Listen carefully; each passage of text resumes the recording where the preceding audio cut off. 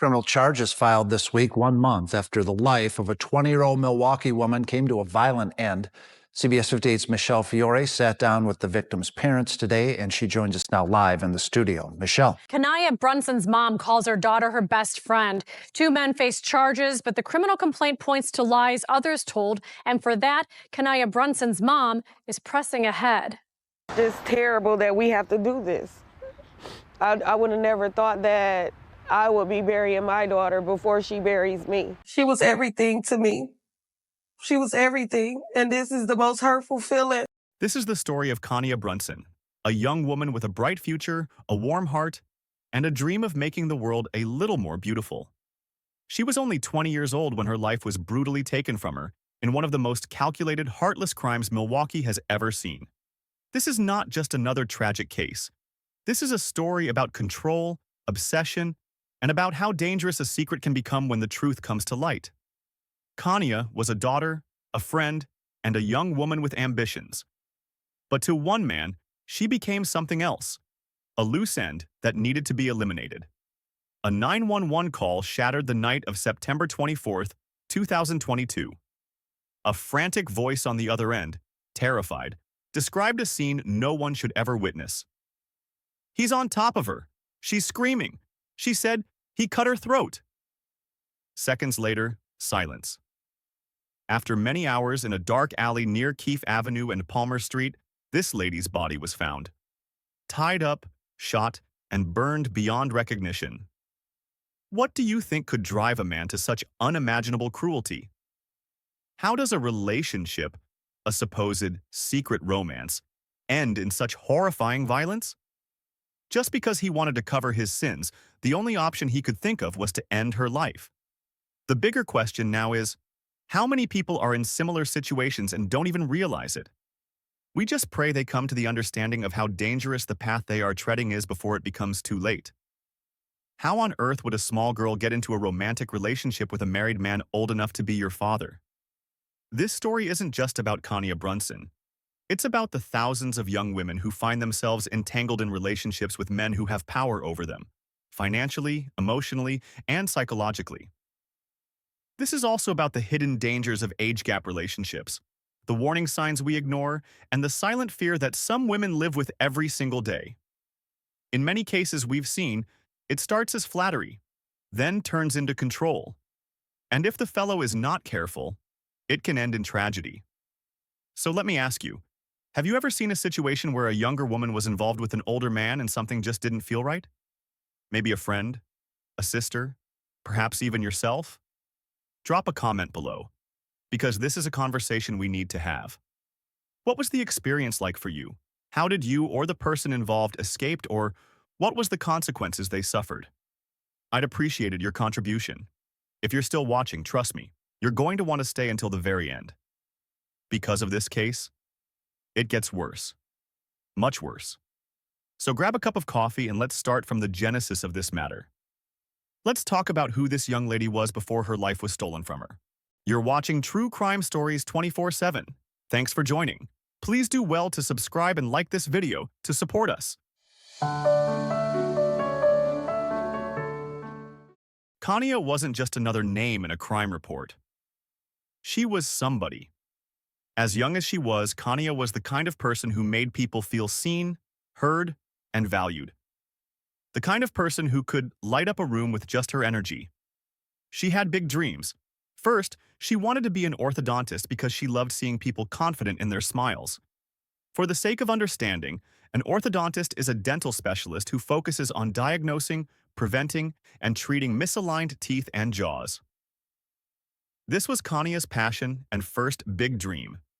Then, later in her journey of life, she discovered her love for beauty and cosmetology, so she switched paths and enrolled in beauty school. This wasn't just a hobby for her, it was a passion. She was so good at what she did that she even taught her mother how to do her own eyelashes and eyebrows. Her mother, Jennifer Meadows, described Kania as her best friend. Her father, Shanti Brunson, said she was the type of daughter that every parent dreams of having. She had goals, ambition, and a future. But with all these beautiful ambitions, she also had a secret. A terrible one at that. A relationship that no one knew about. This same secret she had kept for years got her killed eventually. Kania had been involved with a much older man, a man 33 years her senior, a man who was already married. The man goes by the name Sultan Sharif, a 53-year-old man with a criminal history dating back to the 1980s. But Kania didn't know that at first. At first he was charming. At first he was a provider. At first he was attentive. And that's how it always starts, doesn't it? When an older man pursues a younger woman, it's never just about love. There's always a power imbalance. This man made her feel special. He promised her stability and protection. But then, what this man really wanted was control.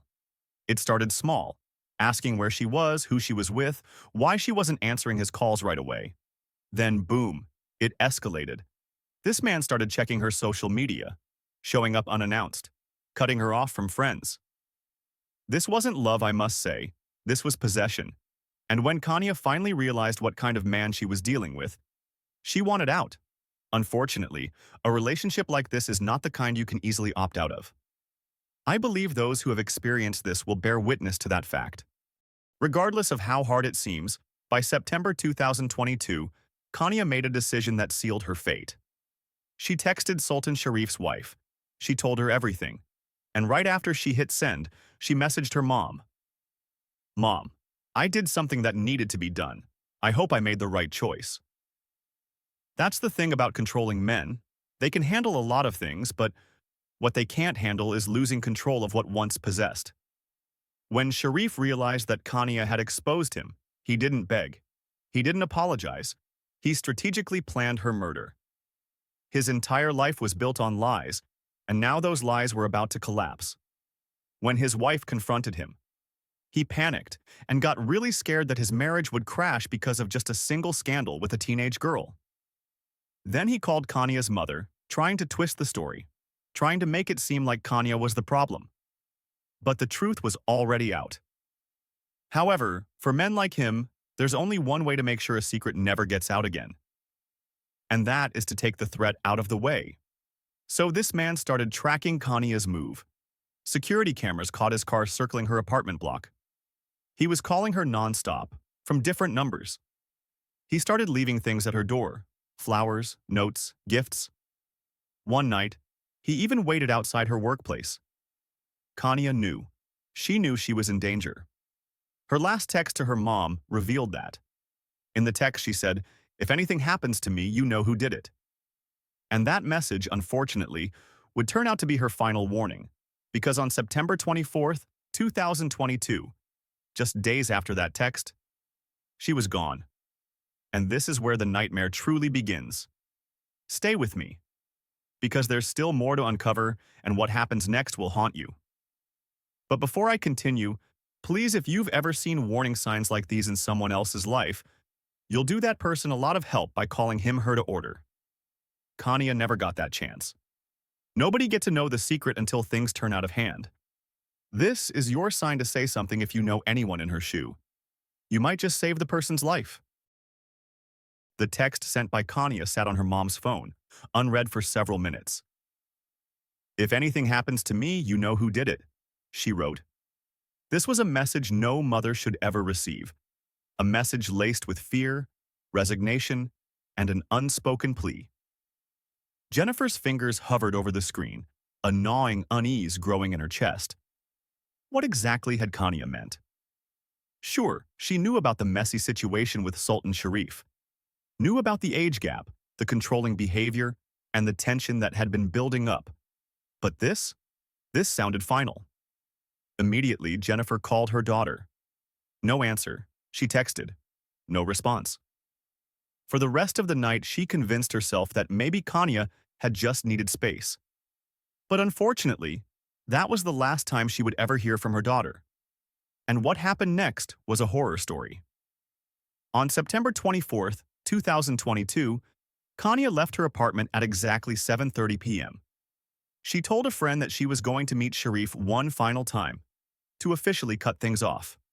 She had no idea that the man she was about to meet had already made a decision that she wouldn't leave that meeting alive. At 8:15 p.m., traffic cameras captured Sharif's car pulling into the area near Keefe Avenue. At 8:23 p.m., surveillance footage from a nearby gas station showed him buying something. Later, investigators would confirm what it was. A small red gas container. He was prepared. He had thought about this. And most shocking of all was that he was completely calm. Nothing suspicious throughout the time he was planning this wicked act. At 8:45 p.m., Kania's phone location pinged near a dark alleyway. And that would be her final location. At 9:12 p.m., a call came into Milwaukee's emergency dispatch. The voice on the other end was shaking and frantic. "He's on top of her. She's screaming. She said he cut her throat." The dispatcher's voice wavered. "Sir, where are you? What's happening?" The caller responded. I don't know. It's in the alley." "I heard her. She was begging for help. Then she just stopped." After the call, police were dispatched immediately. But by the time they arrived, it was too late. This man had already executed his wicked plan. This man had Kania bounded. Her wrists were tied together with a wire Sharif had brought with him. She fought. She screamed for help. And then a gunshot, point blank, straight to the head. But that wasn't enough for Sharif. He had to make sure she was erased. He doused her body in gasoline, the same gasoline he had bought earlier that night, and set her on fire. Neighbors saw the flames from their windows but assumed it was a dumpster fire. One woman, peeking through her curtains, later told police, "I thought someone was just burning trash. I had no idea it was a person." By the time officers arrived, the fire had started to die down, but the damage had already been done. Kania was gone. Her body burned beyond recognition. And Sharif? He was nowhere to be found. Detectives were immediately suspicious. This wasn't just a random crime, this was a premeditated murder. The location was secluded, far from security cameras, and the fire was an attempt to cover up evidence. The police didn't need to search long for a suspect. One name kept coming up over and over again: Sultan Sharif. And when police finally got a warrant to track his phone records, their suspicions were confirmed as Sharif's phone pinged near the crime scene at the exact time of the murder. His car was caught on multiple surveillance cameras, circling the area before and after the attack. And his bank records? They showed that just days before the murder, he had withdrawn large amounts of cash. Why? Because he was preparing to run. Sharif didn't think he would get caught. He had gotten away with so many things before. But what he didn't count on? People watching, people remembering. A witness, a friend of his, had seen him after the murder. This friend would later tell detectives he looked different. He was sweating, shaking. He kept saying, "It's done, it's done." That was all the police needed. Within 48 hours, Sharif was in custody. But he wasn't alone, because police quickly discovered that he had an accomplice, his brother-in-law, Johnny Hopgood, the same man who had helped him destroy evidence. Hopgood, when questioned, broke down almost immediately. I didn't know he was going to do all that." But he did know, and now he was going down with him. When Sharif was brought in for questioning, detectives asked him one simple question. "Why did you do it?" He leaned back in his chair, smirked, shrugged, and then said, "She wouldn't let it go." Imagine that. He murdered a 20-year-old woman because she wouldn't keep his dirty little secret. If that doesn't make your blood boil, I don't know what will. When Sharif's case went to trial in January 2024, it was open and shut. The evidence was overwhelming. The 911 call, the surveillance footage, the phone records, the bank withdrawals, and the gas station purchase. The DNA on the murder weapon. It took the jury less than 4 hours to reach a verdict. Guilty. On February 15, 2024, the judge delivered his sentence. "This court has seen many tragic cases," he said, "but the level of premeditation here is particularly chilling." Then he looked Sharif dead in the eyes and said, "You will never walk free again. Life in prison. No parole. And as for Johnny Hopgood, 15 years for his role in covering up the crime. Well, we could call that justice. Maybe. But the fact remains that nothing could bring Kania back.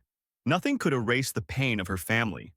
Her mother, Jennifer Meadows, held a photo of Kania in court and whispered, "You didn't just kill my daughter. You killed our future." And that's the hardest part of all. Kania's life was just beginning. And now, it's gone. Forever. If you've made it this far, I need to hear from you. Drop a comment below. Have you ever seen warning signs like these before? Did you know someone trapped in a dangerous relationship? Let's talk about it. Because the more we talk, the more lives we can save. The city of Milwaukee has seen crime before. But this case? It did something different. It made people stop and think. It made young women start to question the relationships they were in. It made families pay closer attention to who their daughters were talking to. It made communities angry. Because Kania's story is not just her story, it's the story of too many young women who fall into relationships where they think they're safe, only to realize, too late, that they were never safe at all. In the months following the trial, Kania's mother turned her grief into action. She worked with local organizations to start conversations about domestic violence and grooming. She spoke at events, warning young women about the red flags she wished her daughter had seen sooner. And in honor of Kania, a scholarship was created for young women in beauty school, so they could finish what Kania never got the chance to. Her name will never be forgotten, and neither will her story. This has been one of the most heartbreaking stories I've ever told. And if it hit you the way it hit me, then let's keep this conversation going. Subscribe to True Crime Stories 24/7. Because we dig deep into cases like this to expose the truth and honor the victims. Turn on notifications so you never miss an important story. Like this video, because the more people see it, the more lives we might save. Drop a comment. Let me know your thoughts on this case. And most importantly, share this video. Because somewhere out there, someone is in a situation just like Kania's. And maybe, just maybe, this story will be the wake-up call they need. Rest in peace, Kana Brunson. Your story will never be forgotten. Thank you all for watching, and I'll see you in the next one.